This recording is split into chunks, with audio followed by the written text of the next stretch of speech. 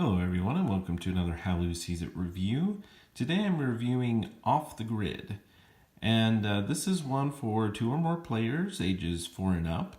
And as seen in the corner there, designed by kids for kids. And I would definitely agree with that statement. Now this isn't one that's published by a main board game publisher by any means. And it's one game, honestly, that if I were to rate it myself, it's not much of a game. And so, like, looking at it and everything, I rate it pretty low. But honestly, my kids have played it and they really enjoy it. But let me show you what I mean and what comes in the box. So first of all, the box is fairly a skinny box, right? But it's fairly large. And that's to encompass this little playboard here. And the board is, just a little board here. The quality on it is okay, but as you can see here, or maybe not, there's some warping. So it's like this material, is glued on here or whatever it is, and it's just kind of warped along here a little bit. But the only use for this is to hold these little event or activity cards, as they call them.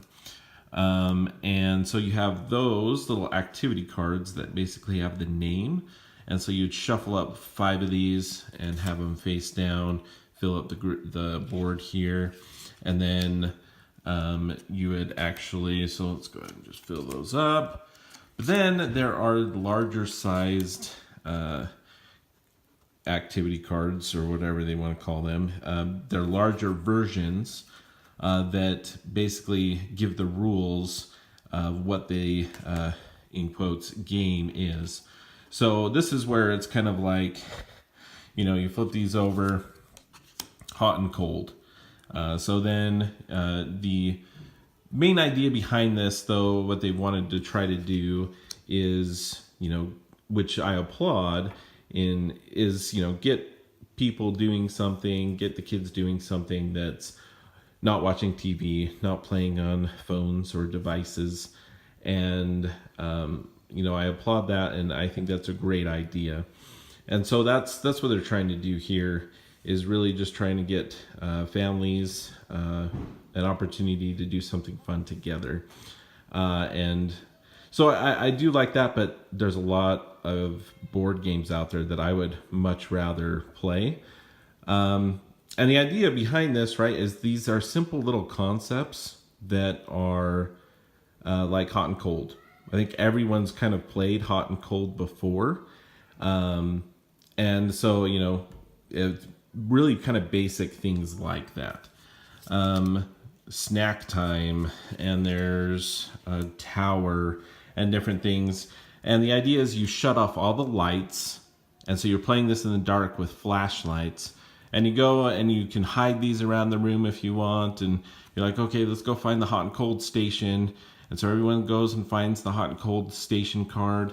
And then they do what's on the card. And they have the different rules and different things. But in all honesty, it's like, kids came up with this, right? So it's best drawings. There's 20 questions. It's basically hide and seek kind of a deal with element of when Bigfoot is found, when the Bigfoot's found, they come and they try to catch the kids before they get to home base. You make up your own game, do a little balancing beam. So they're really kind of random things, but not, there may be some that you haven't played before, but paper football.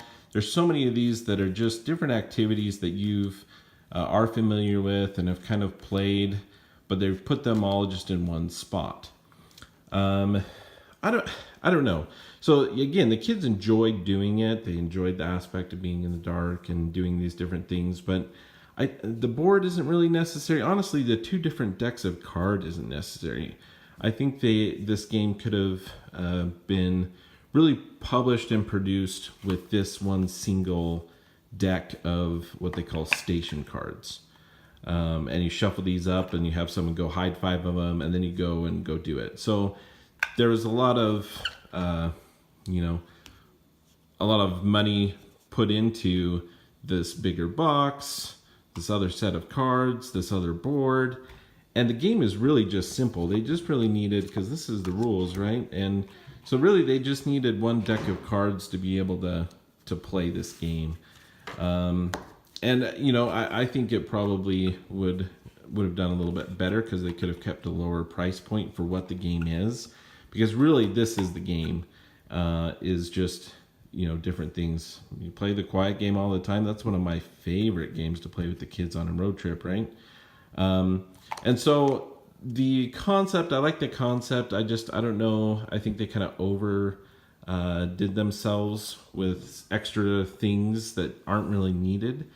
But I do like the concept, and the kids really enjoy, you know, doing a hodgepodge of different little activities.